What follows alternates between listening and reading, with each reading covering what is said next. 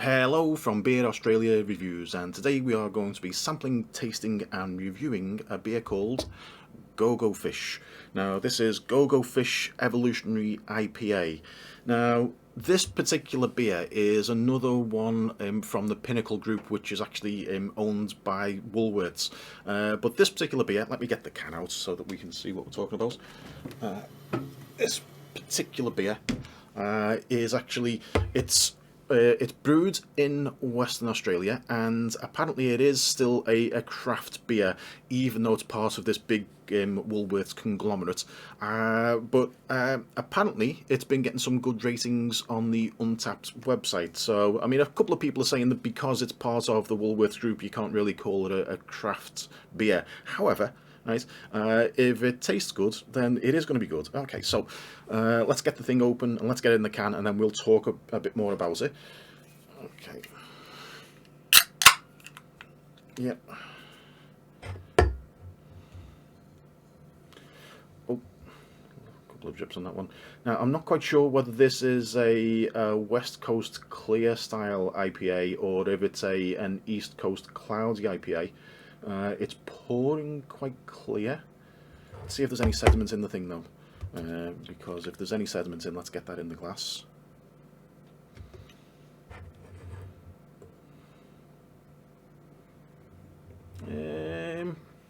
Tiny bit of cloudiness. Okay, a little bit in there. Okay then, so what is GOGO Fish? So it's an India Pale Ale. I'm going to call that one sort of a it's neither cloudy nor clear. It's sort of right in between either one. So we're gonna, in that case, then I'm gonna suppose then this one is not actually an American style IPA.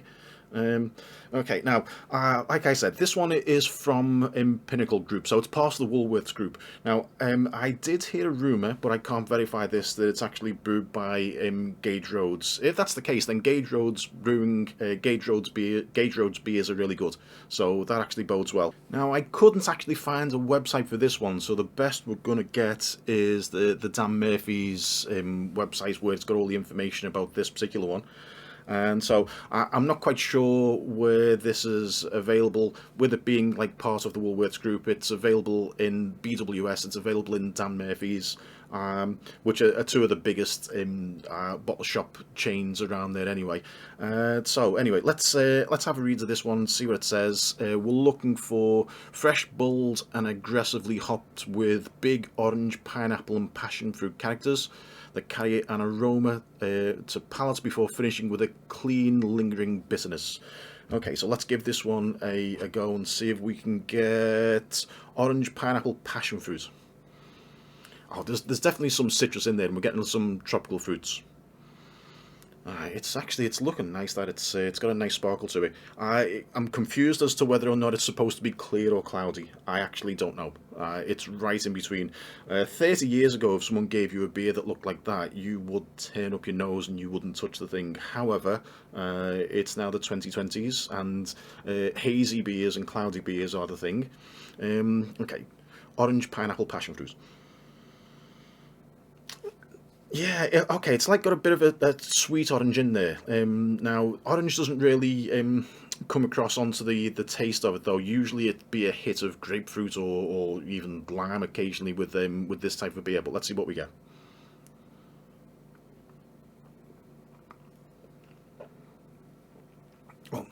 Oh, that's tangy. How big grapefruit hit. It's grapefruit all across the front. I think there is definitely a lot of hops in this one. So it does say that they like extra hop this thing and they put loads of additional hops in at the end.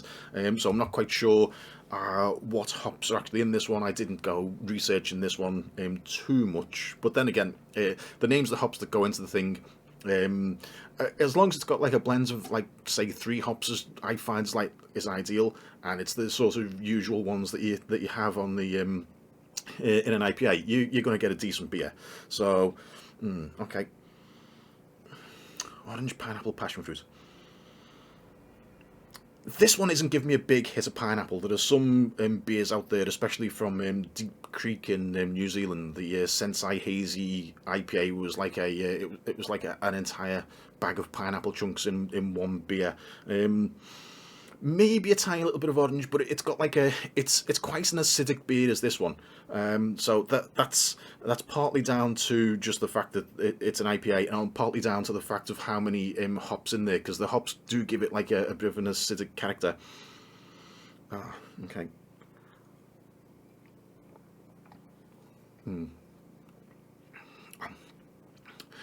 Not overly malty. The biggest thing on this one is actually it's bitter. Oh, and lingering grapefruit again on that one. It's bitter. It's tangy at the first hit. It's got a decent amount of aroma, but it's not it it's not overly flavoursome. I'm finding this one. It's got the aroma and it's got the tang, but I prefer one that has like a little bit more of a malty character. So now I don't know where it's made exactly. It's brewed and canned in WA according to the notes on the can. So I'm going to say this one. It's worthwhile giving it a try of. So it's decent from that point of view.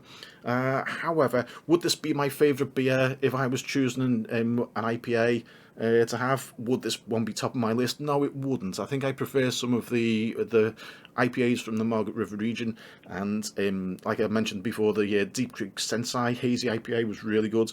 And a couple of others such as from Ferrell in Perth. And also my favourite beer from Freestyle Brewing, which is in Perth as well, has been the nicest IPA that I've tried this year so far. It's okay. If this is a mass-produced one, then it's exceptional. But I think, reading between the lines, that because Woolworths were actually taking over a few craft breweries and were putting money into the craft brewing type of thing, so they've recognised the fact that it's better to make a quality product rather than trying to maximise the profits by like squeezing the product down to the just the base ingredients, so that each unit you get a higher percentage of profit from. Those sorts of beers I hope are going to be a thing of the past, and I hope every beer that goes forward is going to be of this quality, because it's a nice beer. It's worthwhile trying. It's just not the best of its kind. Now let's that one's had a little bit of time to rest. See what else we get with this one. Clean lingering bitterness.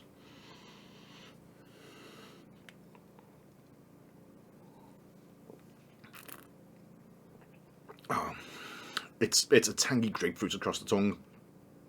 It does have the grapefruit bitterness. It's not thick and heavy, this one, as some of them are. I prefer one that's got more malt inside there. So I think what they've done on this one, they've gone overboard on the hop aroma and haven't concentrated on getting a malty taste in there. And for me, I prefer like a bit more malt. Okay, so this one is it's GOGO Fish Evolutionary India Pale Ale. Let me just tell you about this one as well. This can was actually bought for me by my daughter for Father's Day. So a couple of weeks ago was UK Father's Day. It's the third week in June, and she got me a mixed 6-pack of beers. I've already done a review of the Bluey beer, which was like a watery lager.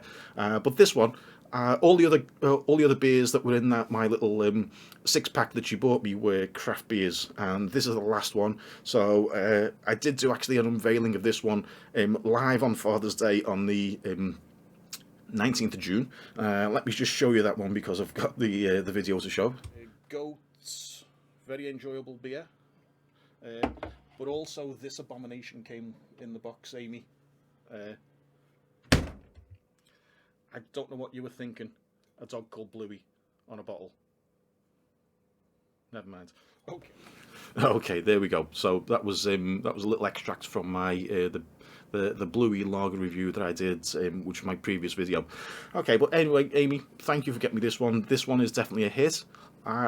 And it's worthwhile giving a try to. So I hope that this continues to be a quality beer company. So I hope that they continue to make craft beers and they don't, because it's Woolworths, because they're only the only thing that they're out there for is to squeeze profits out of everything. I hope they don't do that with this sort of beer. I hope they don't start to cut corners, which is inevitable whenever they it happens so often when a big company takes over a small brewery. The small brewery has to squeeze out more profits, and they just do that one by squeezing down the quality and the processing, just to make it into a more profitable beer. But every single time that happens, the beer comes out worse. Please don't do that one, Mr. Woolworth. Right? Please continue to make this one as a craft beer, and increase the quality. See if you can make it. See if you can make the best craft beers out there rather than the most profitable. That would be my request on this one. Anyway, okay, GOGO Fish Evolutionary India Pale Ale. A bit too many hops and a little bit not quite enough malt for me, but worthwhile trying. Give it a go, and yeah, thanks for watching.